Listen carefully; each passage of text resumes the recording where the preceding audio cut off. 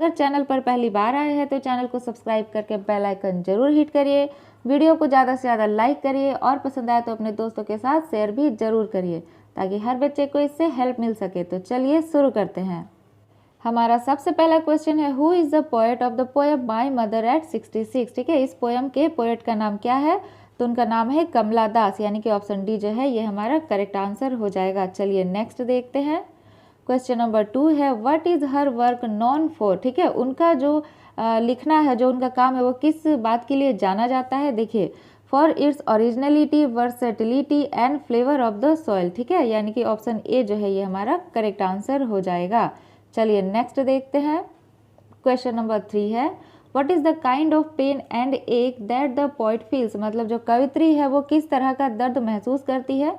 तो महसूस करती है अपने माँ को खोने के दर्द को। ठीक है, तो इसका करेक्ट आंसर हो जाएगा ऑप्शन ए, यानी कि लूजिंग हर मदर। चलिए आगे बढ़ते हैं। क्वेश्चन 4 है, what is the significance of the title my mother eight 66। इस जो पोएम है इसका टाइटल जो है वो क्या सिग्निफाई करता है? देखिए, ये सिग्निफाई करता है पोइट के डर को। ठीक है, उनका जो अपनी माँ को खोने का डर है उसको ये सिग्निफाई करता है। तो करेक्ट आंसर हो जाएगा option A, poet's fear of losing her old mother. ठीक है, नेक्स्ट देखते हैं। क्वेश्चन नंबर 5 है, which poetic device is use in trees sprinting. ठीक है, तो इसमें कौन सा पोएटिक डिवाइस यूज किया गया है? तो ये है पर्सोनिफिकेशन। ठीक है, और पर्सोनिफिकेशन क्या होता है? देखिए, जब किसी चीज़ या किसी वस्तु को एक मनुष्य के जैसा बताया जाता है ना, तो उसको पर्सोनिफिकेशन कहा जाता है। जैसे कि ट्रीज स्प्रिंटिंग का मतलब है कि पेड़ जो है वो भाग रहे हैं, लेकिन हम सभी जानते हैं अच्छे से कि पेड़ जो है वो कभी भागते नहीं है। ठीक है, लेकिन इसमें ये यूज किया गया है तो इसको पर्सोनिफिकेशन कहा जाता है। ठीक है, तो ये हो जाएगा आंसर। चलिए नेक्स्ट देखते हैं। क्वेश्चन नंबर 6 है, what is the poet realise with pain. ठीक है, वो क्या रियलाइज करती है? तो रियलाइज करती है her mother's appearance like a corpse. ठीक है, तो ये हो गया इसका आंसर। चलिए अगला देखते हैं। क्वेश्चन नंबर 7 है, व्हाट इज़ द फैमिलियर एक। ठीक है, फैमिलियर एक क्या है? तो वो है her childhood fear of losing her mother, यानी कि उनका बचपन से ही एक डर है कि कभी ना कभी वो अपने माँ को खो देगी। ठीक है, तो ऑप्शन ए जो है ये करेक्ट हो जाएगा। नेक्स्ट क्वेश्चन देखते हैं। क्वेश्चन 8 है, what do the running trees signify. जो पेड़ जो जब जो कवित्री है वो तो कार में बैठी हुई है, तो जब वो खिड़की से बाहर देखती है ना तो वो क्या देखती है कि पेड़ जो है वो पीछे छूट रहे हैं, यानी कि पीछे भाग रहे हैं। तो ये क्या दर्शाता है? देखिए, ये क्या दर्शाता है, देखते हैं। Fast moving change in human life from childhood to old age. मतलब कि कितना जल्दी समय बदलता है और कोई भी बच्चा से बड़ा हो जाता है, फिर बूढ़ा हो जाता है और फिर मर जाता है। ठीक है, तो भागते हुए जो पेड़ है ना, जो पीछे छूटते हुए पेड़ है, ये इसी को दर्शाते हैं। ठीक है, तो ऑप्शन सी इसका करेक्ट हो जाएगा। चलिए नेक्स्ट देखते हैं। क्वेश्चन 9 है, who lives at Cochin. Cochin में कौन रहती है? तो कोचीन में कवित्री रहती है। ठीक है, तो ऑप्शन ए करेक्ट हो जाएगा। नेक्स्ट देखते हैं। क्वेश्चन नंबर 10 है, व्हाट डज एशन फेस सिग्निफाई। ठीक है, एशन फेस जो है ये क्या सिग्निफाई करता है? तो ये सिग्निफाई करता है pale and lifeless face of poets mother. ठीक है, तो ये हो जाएगा इसका आंसर ऑप्शन सी। चलिए नेक्स्ट देखते हैं। क्वेश्चन 12 है, what theme did the poet concentrate on in the poem. मतलब जो पोएट है वो कौन सा थीम को कॉन्सेंट्रेट कर रहे हैं इस पोएम में? तो वो है theme of social injustice and class inequalities. ठीक है, जो असमानता का जो भेदभाव होता है ना गरीब अमीर के बीच, उसी को ये जस्टिफाई कर रहे हैं। ठीक है, तो ऑप्शन ए करेक्ट हो जाएगा। आगे बढ़ते हैं। क्वेश्चन नंबर 13 है, what does the poet portray in the poem. वो इसमें क्या पोर्ट्रे करते हैं, क्या दिखाते हैं?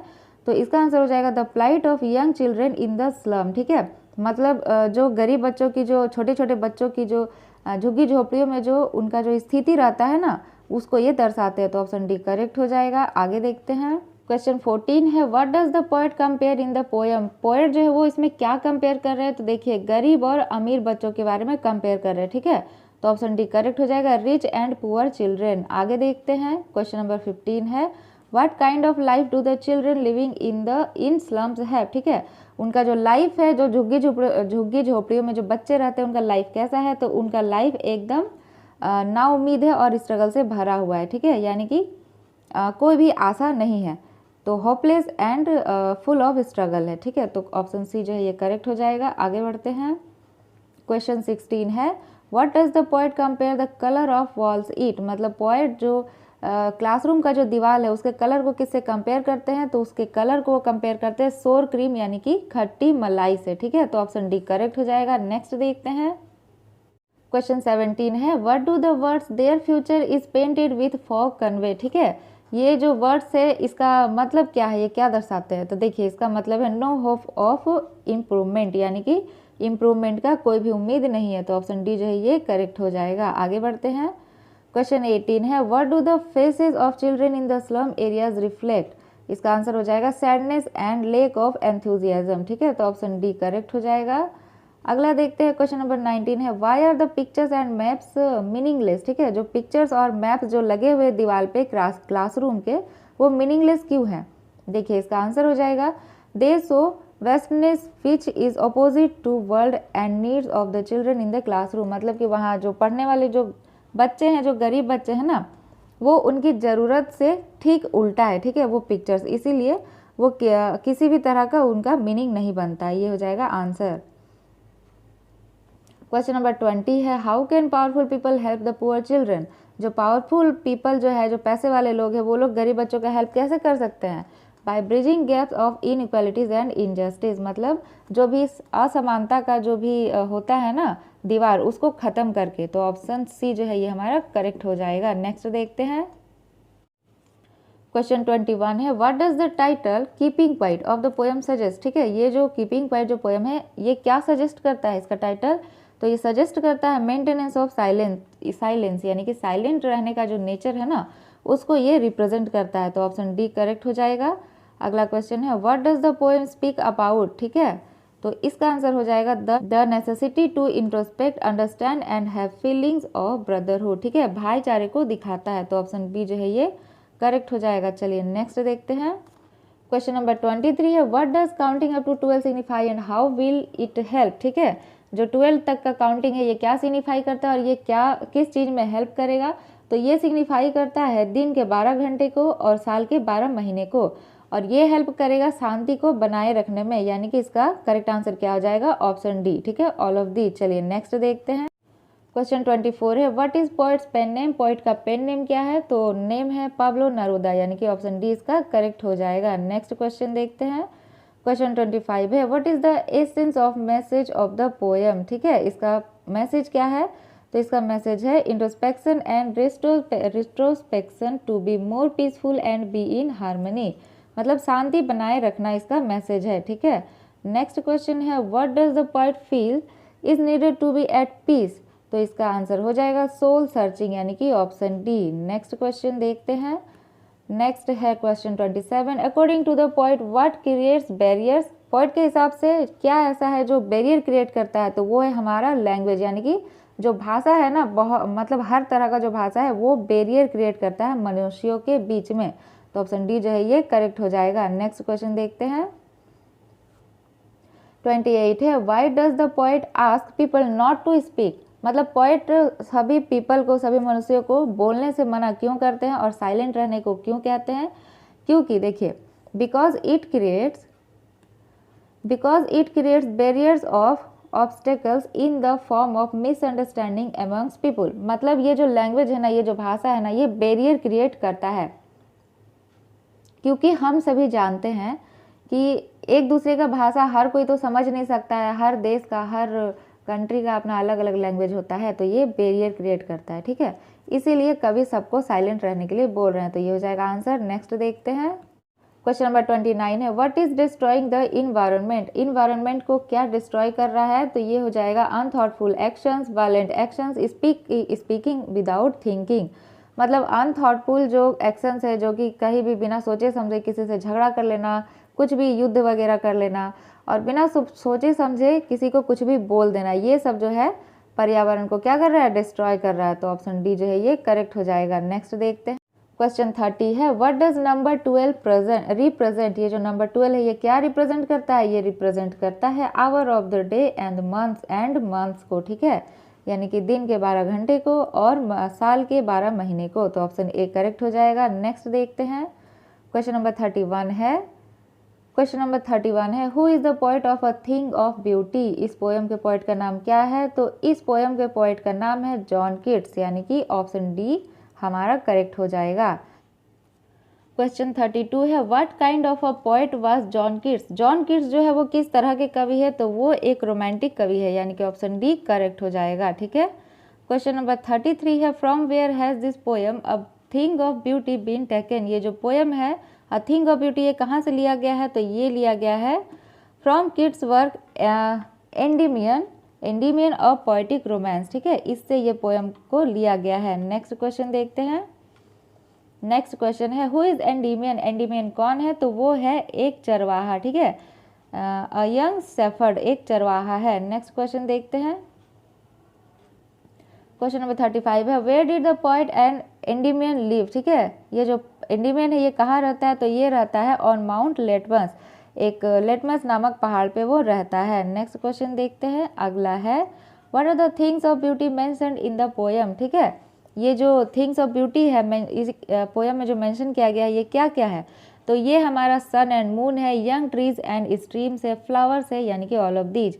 तो इसमें कुल मिला के प्रकृति के बारे में बताया गया है। ठीक है, तो ये जो पूरा प्रकृति है ना, इसी को इस पोएम में मेंशन किया गया है।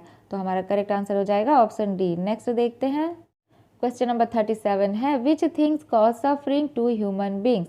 तो देखिए इसका करेक्ट आंसर हो जाएगा lack of virtues and inhuman acts. ठीक है, यानी कि ऑप्शन ए। अगला क्वेश्चन है, what does Endymion do to seek goddess. वो गॉडेस को खोजने के लिए कहाँ कहाँ जाता है? तो वो जाता है वॉन्डर्स थ्रू फॉरेस्ट, मतलब वो जंगल जंगल भटकता है। ठीक है, तो ऑप्शन डी जो है ये करेक्ट हो जाएगा।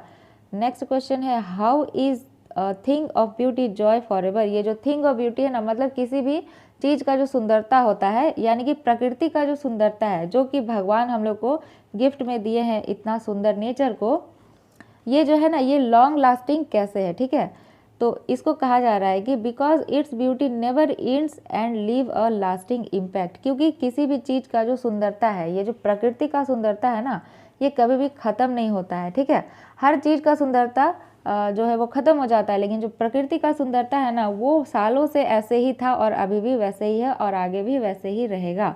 तो ये जो करेक्ट आंसर है इसका ऑप्शन डी हो जाएगा। चलिए नेक्स्ट देखते हैं। क्वेश्चन 40 है, what is the message of the poem. इस पोएम का मैसेज क्या है? देखिए इसका मैसेज है ब्यूटी नेवर फेड्स। जो ब्यूटी है ना वो कभी भी फीका नहीं होता है। ठीक है, ब्यूटी लिफ्ट्स स्पिरिट हाई। वो जो है ना वो मन को जो है ना बहुत ज़्यादा मतलब संतुष्टि प्रदान करता है। ठीक है, beauty is a joy for ever, और ये हमेशा खुशी देने वाला होता है। मतलब किसी भी चीज़ का सुंदरता को अगर कोई देखता है ना, तो क्या होता है, उससे बहुत ज़्यादा मन को संतुष्टि मिलता है और ये अंदर से मन को खुश कर देता है। और हाँ, यहाँ पे किसी लड़के और लड़की का सुंदरता के बारे में या किसी चीज़ के सुंदरता के बारे में बात नहीं किया जा रहा है। यहाँ पे सिर्फ और सिर्फ प्रकृति के सुंदरता के बारे में बात किया जा रहा है, क्योंकि हम सभी जानते हैं कि प्रकृति से ज़्यादा सुंदर इस दुनिया में कुछ भी नहीं है। और ये बहुत ज़्यादा प्यारा गिफ्ट है जो कि भगवान जी मनुष्यों को दिए हैं। तो इसका करेक्ट आंसर क्या हो जाएगा? ऑप्शन डी हो जाएगा। अगला देखते हैं। क्वेश्चन 41 है, who is the poet of a roadside stand. ये जो पोएम है इसके पोएट का नाम क्या है? तो इसके पोएट का नाम है रॉबर्ट फ्रॉस्ट। और एक बात, आप लोग पोएम और पोएट का नाम जरूर से याद करिए, क्योंकि इसका जो क्वेश्चन है ऑब्जेक्टिव में 1 नंबर के लिए आता है। ठीक है, तो इसका आंसर हो जाएगा ऑप्शन बी। चलिए अगला देखते हैं। क्वेश्चन नंबर 42 है, who is Robert Frost. Robert Frost कौन है? तो वो एक अमेरिकन 20th सेंचुरी के पोएट है। ठीक है, तो ऑप्शन डी इसका करेक्ट हो जाएगा। अगला देखते हैं। क्वेश्चन नंबर 43 है, what does Frost poem deals with. तो इसका आंसर हो जाएगा human tragedies, fear and their solutions. तो ऑप्शन ए इसका जो है करेक्ट हो जाएगा। क्वेश्चन नंबर 44 है, what does Frost present in the poem a roadside stand. इसमें वो क्या प्रेजेंट करते हैं? तो इसमें प्रेजेंट करते हैं the lives of poor deprived people with understanding and in a sympathetic way. ठीक है, तो ये हो जाएगा इसका आंसर। अगला क्वेश्चन देखते हैं। क्वेश्चन 45 है, what does Frost describe in the poem. ये पोएम में क्या डिस्क्राइब करते हैं? तो ये पोएम में डिस्क्राइब करते हैं feeling of the owners of a roadside shed का। ठीक है, यानी कि जो रोड साइड स्टैंड में जो गरीब जो आदमी लोग हैं ना, जो थोड़े से पैसे कमाने के लिए छोटा छोटा दुकान खोले हैं, वो लोग की फीलिंग को डिस्क्राइब करते हैं। तो ऑप्शन ए इसका करेक्ट हो जाएगा। नेक्स्ट क्वेश्चन देखते हैं। क्वेश्चन 46 है, what is a roadside stand in the poem. Poem में रोड साइड स्टैंड जो है वो क्या है, तो ये एक शेड है आउटसाइड अ रोड साइड ओल्ड हाउस, मतलब छोटा छोटा दुकान है, हम लोग तो देखते होंगे छोटा छोटा दुकान जो रहता है रोड के पास में, उसी को यहाँ पे बताया गया है। ठीक है, तो ऑप्शन सी करेक्ट हो जाएगा। नेक्स्ट देखते हैं, क्वेश्चन नंबर 47 है, why was road side stand built. Road side stand जो है उसको क्यों बनाया गया है, तो कुछ पैसे कमाने के लिए। तो जो शहर से जो यात्री लोग आते हैं कार में, बड़े बड़े जो अमीर लोग रहते हैं, वो लोग से थोड़ा सा पैसा कमाया जाए, मतलब कुछ बेच कर, तो इसीलिए उसको बनाया गया है। तो ऑप्शन सी करेक्ट हो जाएगा। नेक्स्ट देखते हैं, क्वेश्चन 48 है, what do the flowers of cities in a roadside stand refer to. ठीक है, तो इसका आंसर हो जाएगा द प्लेजर्स ऑफ सिटीज, मतलब flower of cities in a roadside stand ये क्या रेफर करता है, तो ये दिखाता है सिटीज के प्लेजर को। तो ऑप्शन डी जो है ये करेक्ट हो जाएगा।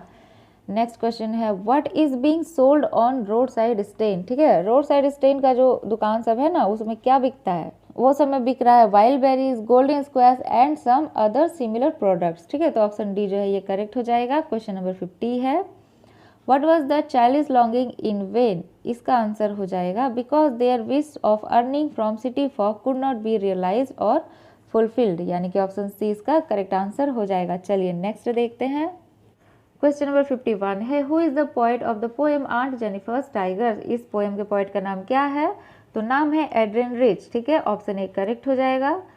क्वेश्चन नंबर 52 है, what is the poet non for. जो पोएट है वो किस लिए जानी जाती है, तो वो जानी जाती है widely known for her involvement in contemporary women's movement as a poet and theorist। ठीक है, मतलब जो भी वोमेन का जो मोमेंट होता है या इम्पावरमेंट होता है, उसके लिए वो जानी जाती है। ठीक है, तो ऑप्शन ए करेक्ट हो जाएगा। नेक्स्ट क्वेश्चन देखते हैं, क्वेश्चन 53 है, how many volumes of poetry has she published. ठीक है, तो इसका आंसर हो जाएगा कितना वॉल्यूम पब्लिश्ड हुआ है, टोटल 19, यानी कि ऑप्शन डी जो है करेक्ट हो जाएगा। क्वेश्चन 54 है, how does echo through her work. ठीक है, तो इसका आंसर हो जाएगा a strong resistance to racism and militarism. ठीक है, यानी कि ऑप्शन ए जो है ये हमारा करेक्ट आंसर हो जाएगा।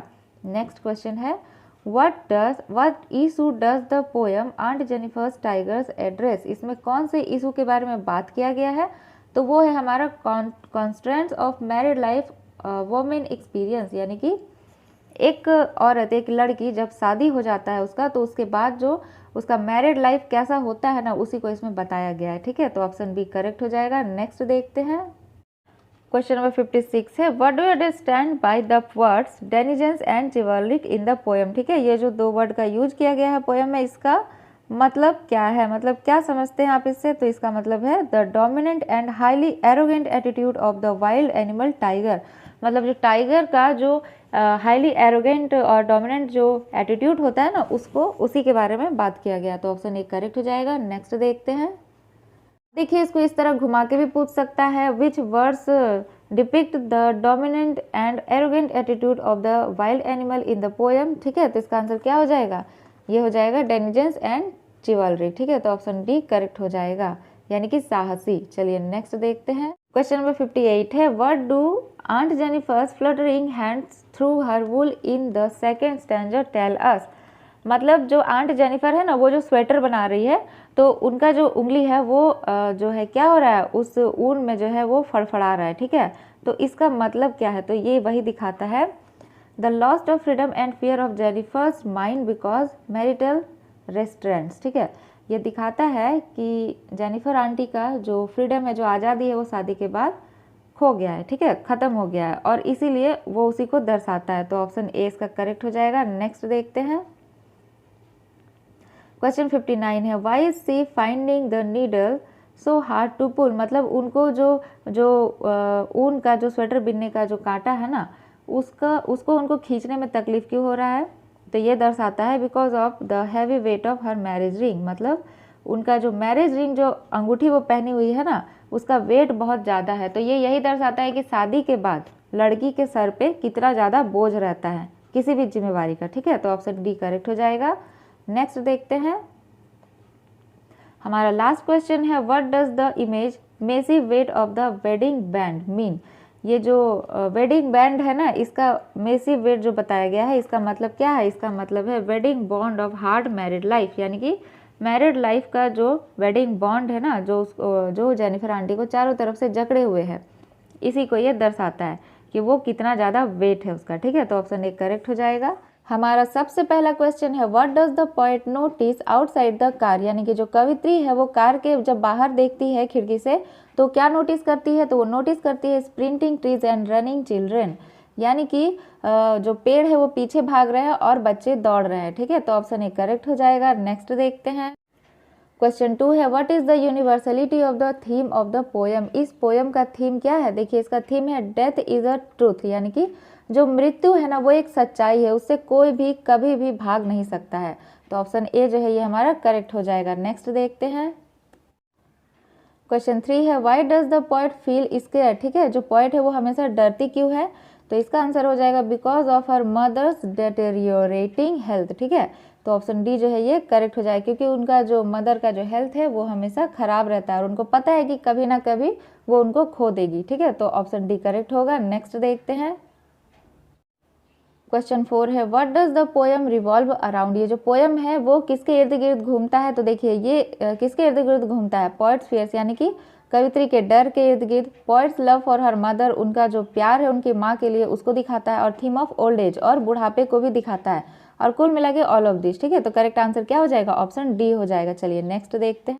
क्वेश्चन 5 है what was the poets childhood fear, जो कवित्री है ना उनका चाइल्डहुड फियर क्या था, बचपन से ही उनको किस बात से डर लगता था, यही कि एक ना एक दिन वो अपनी माँ को खो देगी। ठीक है, डी जो है ये हमारा करेक्ट हो जाएगा। नेक्स्ट देखते हैं। क्वेश्चन 6 है the mother's old age and lack of energy is a depiction of, ठीक है, मतलब मदर का जो ओल्ड एज है, ठीक है, और लेक ऑफ एनर्जी है, ये क्या डिपिक्ट करता है, देखिए ये यही डिपिक्ट करता है ना, चाह के भी अपनी माँ को खोने से रोक नहीं सकती है। ठीक है, तो ऑप्शन ए करेक्ट हो जाएगा। नेक्स्ट देखते हैं।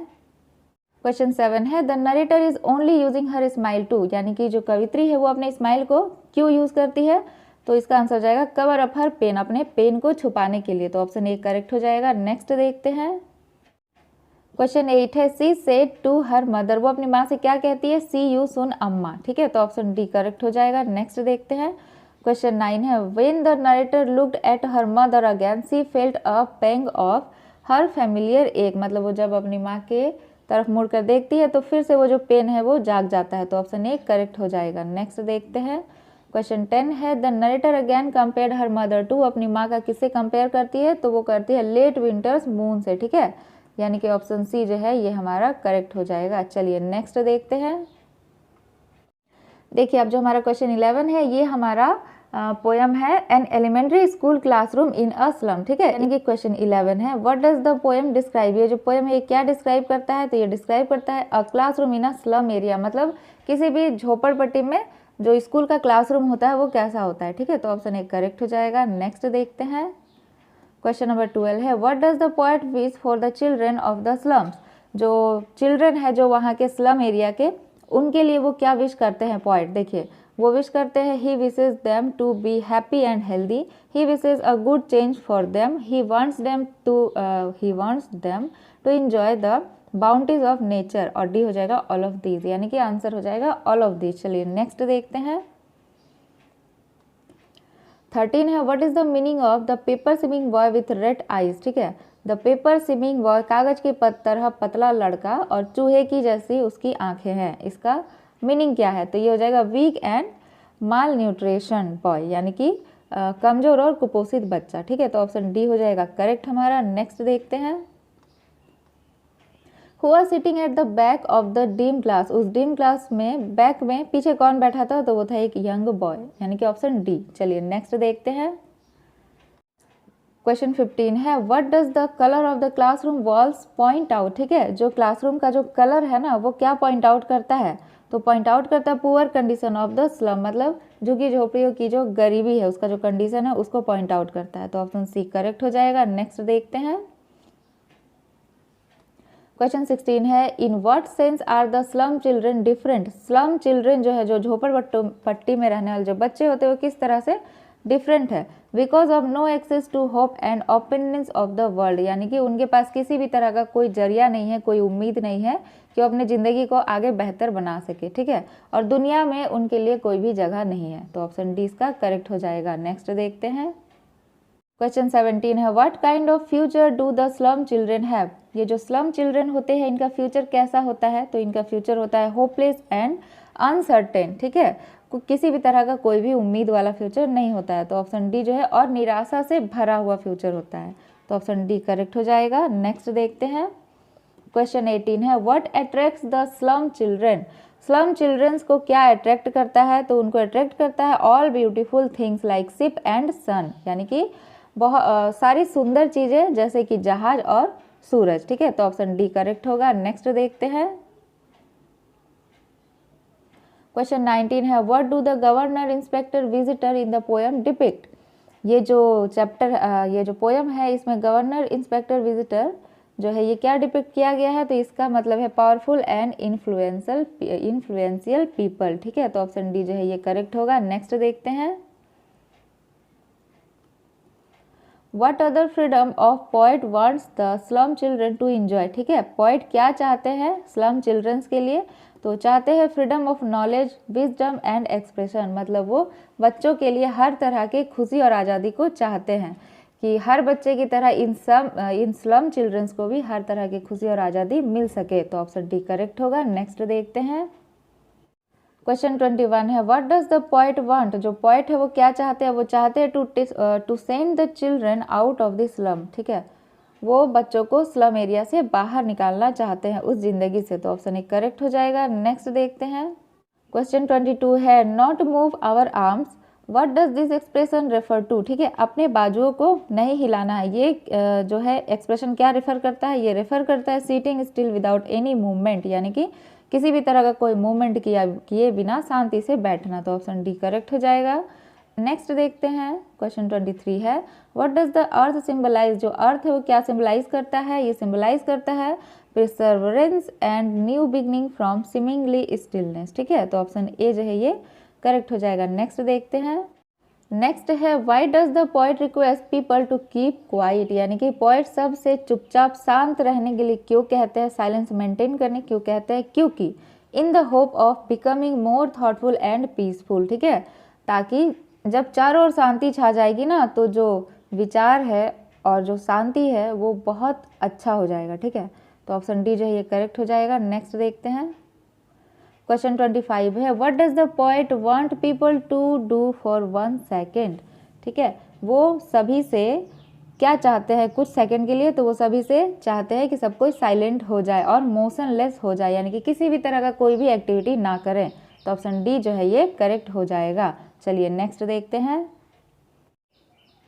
क्वेश्चन 26 से how long is the poet expecting everyone to stay still. वो कितना देर तक साइलेंट रहने के लिए बोलते हैं सबको, for 1 second till we count 12, मतलब 12 गिनने के बाद बस 1 सेकेंड के लिए सबको साइलेंट रहना है, यानी कि पूरा पृथ्वी को ही साइलेंट रहना है, तो ऑप्शन डी जो है ये करेक्ट हो जाएगा। नेक्स्ट देखते हैं क्वेश्चन 27 है what is the poet expecting from fisherman.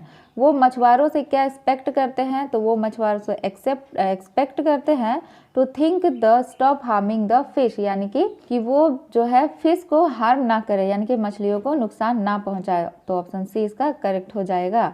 Question 28 है while gathering salt what will happen to the man if he keep silent for a moment, मतलब नमक निकालने वाला जो आदमी है, ठीक है, अगर वो 1 सेकेंड के लिए साइलेंट हो जाएगा तो वो क्या नोटिस करेगा, वो नोटिस करेगा he will think of the harm the salt is doing to his hands, वो नोटिस करेगा कि नमक ने उसके हाथों को कितना ज़्यादा नुकसान पहुंचाया है, तो ऑप्शन डी करेक्ट हो जाएगा। नेक्स्ट देखते हैं क्वेश्चन 29 है what does hurt hands refer to. Hurt hands जो है वो क्या रेफर करता है, तो ये रेफर करता है growing insensitivity of men to pain, ठीक है, तो ऑप्शन डी करेक्ट हो जाएगा। नेक्स्ट देखते हैं क्वेश्चन 30 है what are the different kinds of war mentioned in the poem, ठीक है, कितने तरह का जो वार है जो युद्ध है उसको बताया गया है पोएम में। वार अगेंस्ट ह्यूमैनिटी, यानी कि ह्यूमैनिटी के खिलाफ युद्ध, वार against nature, war with gases and fire, और आंसर हो जाएगा ऑल दीज, ठीक है, यानी कि ऑप्शन डी। चलिए आगे बढ़ते हैं क्वेश्चन 31 है what can human being learn from nature, ठीक है, जो ह्यूमन बीइंग्स है उनको नेचर से क्या सीखना चाहिए, उनको नेचर से सीखना चाहिए कि कैसे साइलेंट होके वर्क किया जाता है, यानी कि वर्किंग विथ साइलेंस, तो ऑप्शन डी जो है हमारा करेक्ट हो जाएगा। क्वेश्चन 32 है what does a thing of beauty do for us. किसी भी चीज़ का जो सुंदरता है वो हमारे लिए क्या करता है, तो वो हमको नई उम्मीद देता है, वो हमको खुशी देता है, वो हमारे सारे दुख दर्द को दूर कर देता है। ठीक है, और यहाँ पे बेसिकली किस ब्यूटी का, किस सुंदरता का बात किया जा रहा है, तो वो है प्रकृति। ठीक है, जिसको भगवान जी हमारे लिए इतना ज़्यादा सुंदर बनाए हैं कि उससे ज़्यादा सुंदर दुनिया में और कुछ भी नहीं है। तो ऑप्शन डी जो है ये हमारा करेक्ट हो जाएगा। चलिए नेक्स्ट देखते हैं। क्वेश्चन 33 है what is the endless fountain and what is its effect. ठीक है, इंडलेस फाउंटेन किसको कहा गया है और इसका इफेक्ट क्या है। देखिए, अ thing of beauty is endless fountain and it gives happiness. मतलब किसी भी वस्तु का जो सुंदरता होता है ना, उसको यहाँ पे इंडलेस फाउंटेन यानी कि अनंत झरने के समान कहा गया है। ठीक है, जो कि कभी भी खत्म नहीं होता है और ये हमेशा किसी को खुशी देता है, दुख कभी भी नहीं दे सकता है। ये हमेशा जो भी किसी सुंदर वस्तु को देखेगा ना, वो हमेशा उसको खुशी ही देता है। ठीक है, तो ऑप्शन सी करेक्ट हो जाएगा। चलिए नेक्स्ट देखते हैं। क्वेश्चन 34 है what is the concept of beauty. Beauty का कंसेप्ट क्या है। ठीक है, तो ऐसा चीज, ऐसा वस्तु जो कि हमेशा खुशी देती है, उसे ही ब्यूटीफुल कहा गया है और उसे ही ब्यूटीफुल कहा जाता है। तो ऑप्शन डी जो है ये करेक्ट हो जाएगा। A quality which always gives happiness. ऐसा क्वालिटी, किसी भी वस्तु का ऐसा क्वालिटी जो हमेशा हमेशा खुशी ही देती है। ठीक है, तो ऑप्शन डी करेक्ट हो जाएगा। अगला देखते हैं। नेक्स्ट है who said that a thing of beauty is a joy for ever. किसने कहा कि जो थिंग ऑफ ब्यूटी है, किसी भी वस्तु की जो सुंदरता है वो हमेशा के लिए जॉय देने वाला है। ये किसने कहा है, जॉन किट्स ने कहा है, जो कि इस पोयम के पोएट है। ठीक है, तो ऑप्शन डी करेक्ट हो जाएगा। नेक्स्ट देखते हैं। व्हाट इज अ बावर। ठीक है, बावर क्या है, ये एक शेडी ट्री है। ठीक है, क्योंकि जो पेड़ होता है ना, वो हम लोग को घर की तरह छाया प्रदान करती है। ठीक है, इसीलिए ऑप्शन डी हमारा करेक्ट हो जाएगा। चलिए नेक्स्ट देखते हैं। क्वेश्चन 37 है what do we need sweet dreams health and quiet breathing. ये सब का जरूरत हम लोग को क्यों है। To have a healthy mind and body, to have sound sleep, to have peace and happiness. और इसका करेक्ट आंसर हो जाएगा ऑल दीज, यानी कि ऑप्शन डी। ठीक है, चलिए नेक्स्ट देखते हैं। क्वेश्चन 38 है why are our spirits referred as dark. ठीक है, जो हमारा जो आत्मा है, ठीक है, उसको डार्क क्यों बताया गया है इसमें पोयम में। क्योंकि देखिए, because of sadness and disappointments, यानी कि क्योंकि जो मनुष्य होता है ना, उसको कितना भी खुशी मिल जाएगा ना, फिर भी वो उदास रहेगा ही रहेगा। ठीक है, और उसको किसी भी चीज़ से सेटिस्फैक्शन होगा ही नहीं, हमेशा वो डिसअपॉइंट ही रहेगा। तो इसीलिए जो मनुष्य का जो स्पिरिट है ना, उसको डार्क बताया गया है। ठीक है, तो ऑप्शन डी जो है ये करेक्ट हो जाएगा। नेक्स्ट देखते हैं। क्वेश्चन 39 है व्हाट डज मॉरो मीन। ठीक है, मॉरो का मतलब क्या है, तो इसका मतलब है द नेक्स्ट डे। ठीक है, यानी कि अगला दिन। तो ऑप्शन डी करेक्ट हो जाएगा।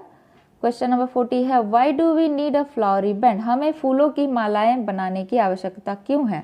इसका आंसर हो जाएगा to have strength and joy in spite of all sadness. ठीक है, क्योंकि मतलब यहाँ छोटी छोटी फूलों की माला बनाने का मतलब है कि किसी भी चीज़ में छोटी छोटी खुशियों को ढूंढ लेना। ठीक है, तो इसका ज़रूरत क्यों है, क्योंकि जो मनुष्य जीवन है ना, वो बहुत ज़्यादा दुख वाला होता है, इसीलिए हमेशा इंसान को ना छोटी छोटी चीज़ों में खुशी ढूंढना चाहिए। ठीक है, तो ऑप्शन डी जो है ये हमारा करेक्ट हो जाएगा। चलिए नेक्स्ट देखते हैं।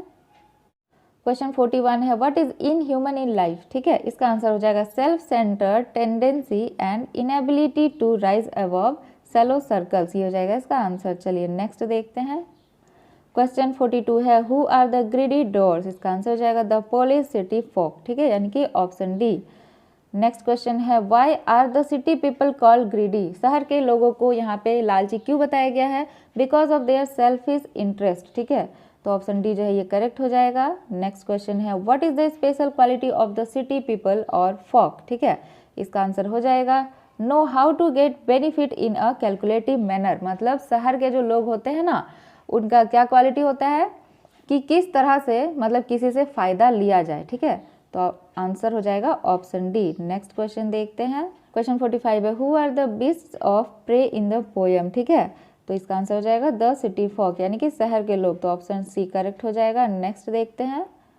Why are the city people called beast of prey. ठीक है, अब यही क्वेश्चन घुमा के किया हुआ है। इसका आंसर हो जाएगा because of their selfishness and tendency to dupe others for it. मतलब कि उनका जो स्वार्थीपन होता है ना, कि किस तरह से किसी से भी फायदा निकाला जाए, इसके वजह से उनको बीस्ट कहा गया। ठीक है, तो ऑप्शन ए करेक्ट हो जाएगा। नेक्स्ट देखते हैं। क्वेश्चन 27 है, how do city people harm the poor rural folk. ठीक है, जो सिटी पीपल है ना वो गांव के लोगों को कैसे हार्म करते हैं, देखिए by misguiding and depriving them to their sleep. ठीक है, इसका ये ऑप्शन ए जो है ये करेक्ट हो जाएगा। नेक्स्ट देखते हैं, क्वेश्चन 48 है, what news in the poem a roadside stand is making rounds in the village. ठीक है, मतलब रोड साइड स्टैंड जो है इस पोएम में जो विलेज में जो न्यूज फैल रहा है वो कौन सा न्यूज है, तो वो यही न्यूज है कि villagers will be given homes near theatre and shopping malls. ठीक है, यानी कि विलेजर्स को थिएटर और शॉपिंग मॉल्स के सामने घर दिया जाएगा। नेक्स्ट क्वेश्चन है, what promise was the government making to relocate the villagers. ठीक है, शहर के लोग गांव के लोगों से क्या झूठा प्रॉमिस करते हैं कि उनकी हर जरूरतों का ख्याल रखा जाएगा, तो ऑप्शन सी जो है करेक्ट हो जाएगा। क्वेश्चन 50 है, why did not the police traffic stop the road side stand. ठीक है, वो लोग क्यों नहीं रुकते हैं रोड साइड स्टैंड के पास, देखिए इसका आंसर हो जाएगा they didn't like that place, their focus was their interest of earning huge benefits, they were greedy. देखिए वो लालची हैं और वो सिर्फ अपने फायदे के बारे में सोचते हैं। ठीक है, तो इसका आंसर करेक्ट हो जाएगा ऑल ऑफ दीज, यानी कि ऑप्शन डी। चलिए नेक्स्ट देखते हैं, क्वेश्चन 51 है, who made roadside stand and where. Roadside stand कौन बनाया और क्यों बनाया। ठीक है, तो the poor rural people made in the village. ठीक है, गांव के लोगों ने बनाया है, क्यों, क्योंकि कुछ पैसे कमा सके। ठीक है, इसलिए वो लोग छोटे छोटे दुकान खोले हैं, तो ऑप्शन डी करेक्ट हो जाएगा। नेक्स्ट देखते हैं, क्वेश्चन 52 है, ऑफ व्हाट और of whom is aunt Jennifer terrified of in the third stanza. ठीक है, आंट जेनिफर किससे डरती है थर्ड स्टैंजा में, यानी कि तीसरे पद्यांश में, देखिए for of her dominant husband, अपने डोमिनेंट हस्बैंड से। ठीक है, तो ऑप्शन डी करेक्ट हो जाएगा। नेक्स्ट देखते हैं, क्वेश्चन 53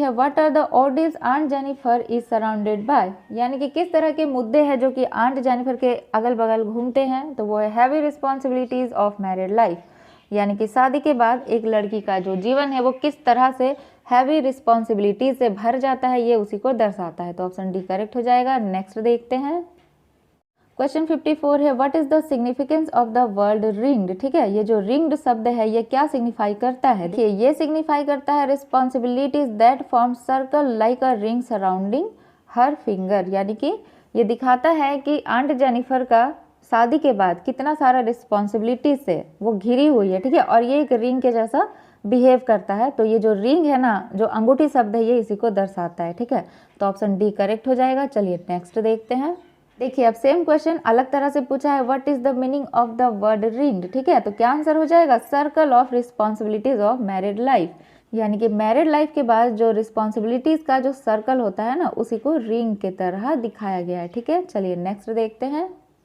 क्वेश्चन 56 है, what is the purpose of creating animals which are completely a contrast to aunt's character. इसका आंसर हो जाएगा to show her strength and ability of not giving up in the face of difficulties, यानी कि वो जो sweater बुन रही है, ठीक है, उसमें जो टाइगर्स दिखाए गए हैं ना, वो क्या दर्शाते हैं, वो दर्शाते हैं कि इतने दुखों के बावजूद भी वो गिव अप नहीं की है और अपने जो डिफिकल्टीज है उसको फेस कर रही है। ठीक है, तो ऑप्शन ए जो है करेक्ट हो जाएगा। नेक्स्ट देखते हैं, क्वेश्चन 57 है, what is the poet suggesting through the different nature of characters in the poem. ठीक है, देखिए इसका आंसर हो जाएगा simultaneous nature of fears and strength of aunt, though she has fears yet she is not defeated by them, ये हो जाएगा option C इसका आंसर। नेक्स्ट देखते हैं, क्वेश्चन 58 है, tell and interpret the meaning of denizen of a world of green. ठीक है, इसका आंसर हो जाएगा फॉरेस्ट ड्वेलर्स, यानी कि ऑप्शन सी। नेक्स्ट देखते हैं, क्वेश्चन 59 है, what is the attitude of the poet और स्पीकर टुवर्ड्स आंट जेनिफर।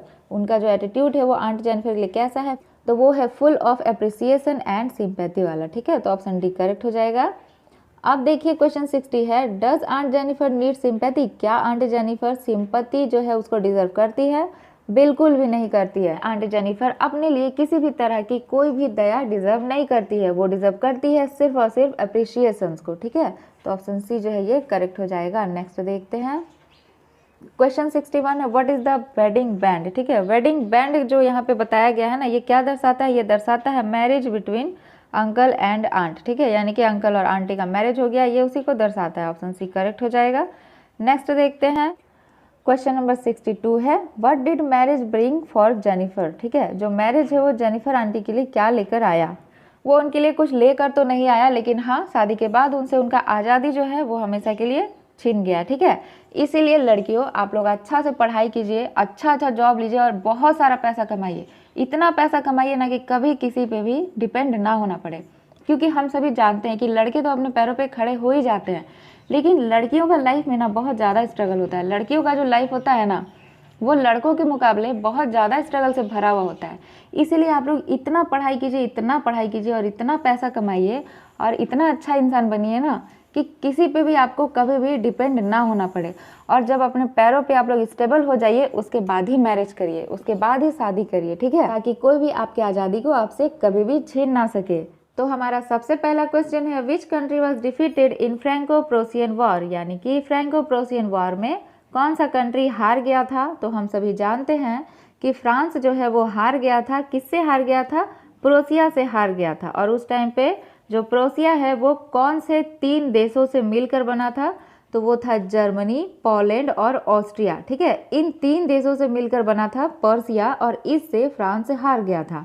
तो हमारा करेक्ट आंसर क्या हो जाएगा, वो हो जाएगा हमारा ऑप्शन 1। चलिए नेक्स्ट क्वेश्चन देखते हैं।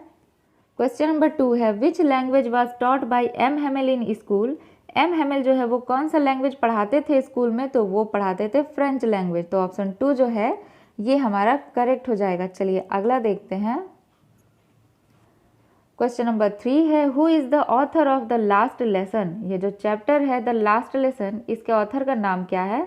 तो हम सभी जानते हैं इसके ऑथर का नाम है अल्फोंस डॉडेट। तो ऑप्शन 3 जो है ये हमारा करेक्ट हो जाएगा। चलिए अगला देखते हैं।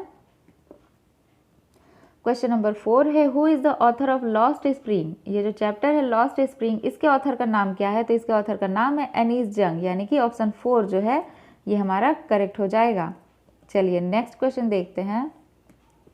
क्वेश्चन नंबर 5 है, हु वाज साहिब। साहिब कौन था। तो हम सभी जानते हैं साहिब कौन था। साहिब एक रैग पिकर था, यानी कि वो एक कचरा चुनने वाला बच्चा था। तो ऑप्शन 3 जो है ये हमारा करेक्ट होगा। ठीक है, चलिए अगला देखते हैं। क्वेश्चन नंबर 6 है, हु इज़ मुकेश। मुकेश कौन था। तो मुकेश एक बैंगल मेकर था, यानी कि वो कांच की चूड़ियाँ, कांच के जो बैंगल से वो बनाने का काम किया करता था। तो ऑप्शन 2 जो है ये हमारा करेक्ट आंसर हो जाएगा। चलिए बढ़ते हैं नेक्स्ट क्वेश्चन की ओर। क्वेश्चन नंबर 7 है, who is the author of deep water. इस स्टोरी के जो ऑथर है उनका नाम क्या है। तो उनका नाम है विलियम डॉगलस। ठीक है, और ये जो चैप्टर है वो उन्होंने अपने ही बारे में लिखा है। तो ऑप्शन 2 जो है ये हमारा करेक्ट आंसर हो जाएगा। चलिए नेक्स्ट देखते हैं। क्वेश्चन 8 है, हु फियर्ड वाटर। वाटर से किसको डर लगता था। वाटर से डॉगलस को, यानी कि ऑथर को डर लगता था। तो ऑप्शन 3 जो है ये हमारा करेक्ट आंसर हो जाएगा। चलिए अगला क्वेश्चन देखते हैं।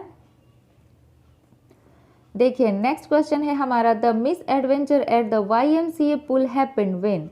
यानी कि जब YMCA के पुल में जो मिस एडवेंचर जो दुर्घटना होता है उस टाइम पे जो ऑथर है ना वो अकेले रहते हैं। ठीक है, तो करेक्ट आंसर क्या हो जाएगा, व्हेन ही वाज अलोन। जो डॉगलस है वो अकेले रहते हैं। तो ऑप्शन 3 जो है ये हमारा करेक्ट आंसर हो जाएगा। चलिए नेक्स्ट क्वेश्चन देखते हैं। क्वेश्चन नंबर 7 है, the incident in childhood had taken place at the beach in. ठीक है, देखिए कौन जो इंसिडेंट है वो चाइल्डहुड में किस जगह पे, कौन सी जगह पे हुआ था।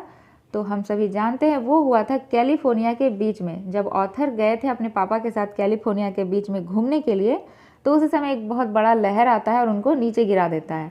तो ऑप्शन 4 जो है ये हमारा करेक्ट हो जाएगा। चलिए आगे देखते हैं।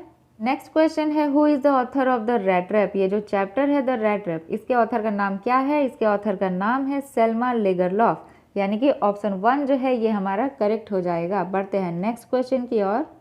देखिए हमारा अगला क्वेश्चन है, सेल्मा लेगरलॉफ वाज ठीक है, ये जो सेल्मा लेगरलॉफ है ये क्या है, ये एक स्वीडिश राइटर है। ठीक है, तो ऑप्शन 2 जो है ये हमारा करेक्ट हो जाएगा। चलिए नेक्स्ट क्वेश्चन देखते हैं।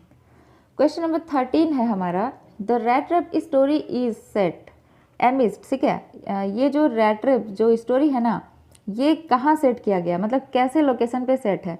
तो ये सेट है द माइंस ऑफ स्वीडन, यानी कि स्वीडन की खदानों में इसको सेट किया गया है। ठीक है, तो करेक्ट आंसर क्या हो जाएगा, ये हो जाएगा हमारा ऑप्शन 1। चलिए बढ़ते हैं नेक्स्ट क्वेश्चन की ओर। क्वेश्चन नंबर 14 है, what does the last lesson signify. ये जो चैप्टर है ये क्या सिग्निफाई करता है। तो ये सिग्निफाई करता है कि जब किसी देश को गुलाम बना लिया जाता है ना, तो किस तरह से वहाँ के रहने वाले लोगों का जीवन हमेशा के लिए परिवर्तन हो जाता है। ठीक है, उसमें परिवर्तन हो जाता है। तो ये क्या सिग्निफाई करता है, ये सिग्निफाई करता है चेंज इन लाइफ में, कि किस तरह से उनसे उनका सब कुछ छीन जाता है, उनका अपना लैंग्वेज छीन जाता है, उनका अपना आज़ादी, हर जो चीज़ है वो सब कुछ छीन जाता है। तो करेक्ट आंसर क्या हो जाएगा, ऑप्शन 3। और उनका जो लाइफ है वो चेंज हो जाता है हमेशा के लिए। ठीक है, चलिए नेक्स्ट देखते हैं। क्वेश्चन नंबर 15 है, why was Franz reluctant to go to school. Franz जो है वो अपना स्कूल क्यों नहीं जाना चाह रहा था। देखिए, क्योंकि उसको होमवर्क दिया गया था, किस पे, पार्टिसिपल्स पे। उसको पार्टिसिपल्स पे होमवर्क दिया गया था जिसको कि वो कंप्लीट नहीं किया था, इसीलिए वो स्कूल जाने से कतरा रहा था। ठीक है, वो स्कूल नहीं जाना चाहता था। तो ऑप्शन 4 जो है ये हमारा करेक्ट आंसर हो जाएगा। Lesson on participles was not prepared. चलिए नेक्स्ट क्वेश्चन देखते हैं। देखिए क्वेश्चन नंबर 16 है, what did France find on reaching the school. जब फ्रांस स्कूल पहुंचता है तो वो क्या नोटिस करता है। तो देखता है कि पूरा स्कूल एकदम शांत है ना। तो पूरा स्कूल जो है उसमें एकदम स्ट्रेंज क्वाइटनेस था, मतलब पूरा स्कूल एकदम शांत था। तो ऑप्शन 4 जो है ये हमारा करेक्ट आंसर हो जाएगा। चलिए आगे बढ़ते हैं। क्वेश्चन नंबर 17 है, वेयर वॉज साहेब एम्प्लॉयड। जो साहेब है वो कहाँ पे काम करता था। तो काम करता था एक टी स्टॉल, यानी कि एक चाय की दुकान पे। तो हमारा ऑप्शन 1 जो है ये हमारा करेक्ट आंसर हो जाएगा। चलिए बढ़ते हैं नेक्स्ट क्वेश्चन की ओर।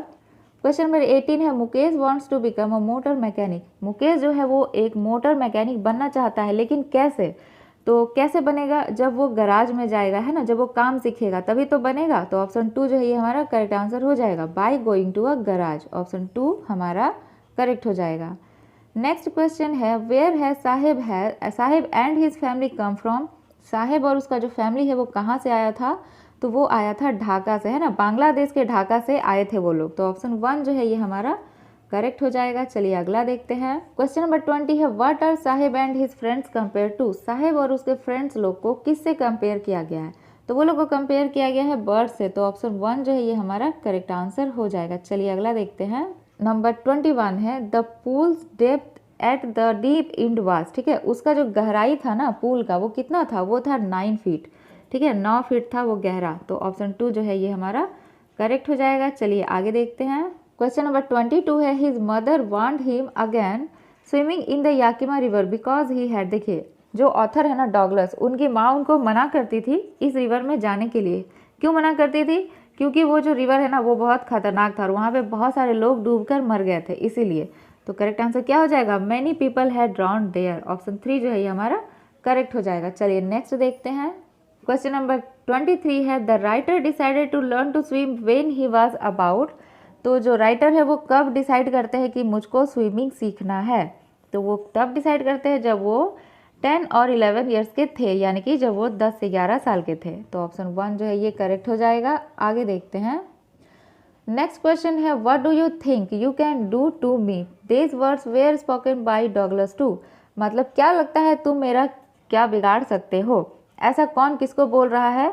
तो ऐसा डॉगलस बोल रहा है अपने टेरर को, यानी कि जो ऑथर है वो बोल रहे थे किसको, अपने डर को, यानी कि वो अपने डर से बात कर रहे थे आंखों में आंखें मिला के। ठीक है, तो ऑप्शन 4 जो है ये हमारा करेक्ट हो जाएगा। चलिए आगे देखते हैं।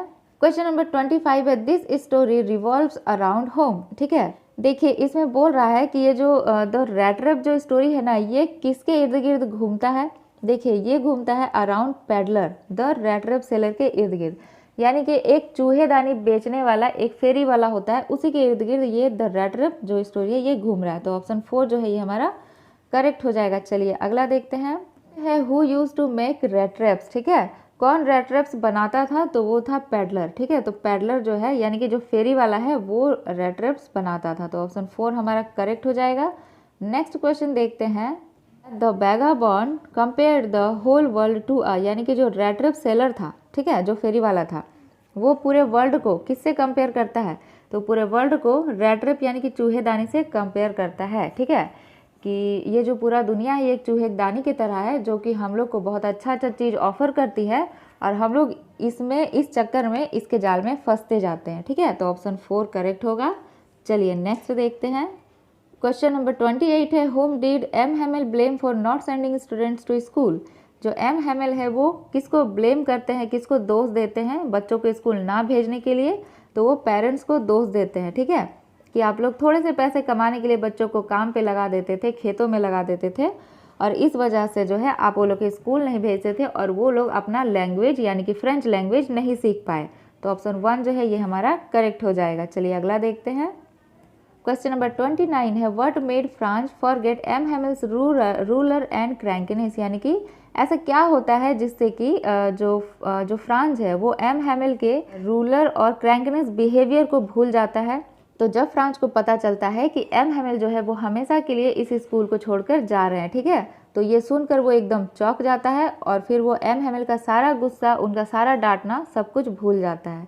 तो करेक्ट आंसर क्या हो जाएगा? Option 4, the idea of his going away. ठीक है, चलिए अगला देखते हैं। क्वेश्चन नंबर 30 है for how many years did M Hamel serve the school, M Hamel ने अपने कितने साल स्कूल को दिए थे, मतलब कितने सालों से वो स्कूल में पढ़ा रहे थे, तो पूरे 40 साल से। ठीक है, ऑप्शन 4 करेक्ट हो जाएगा।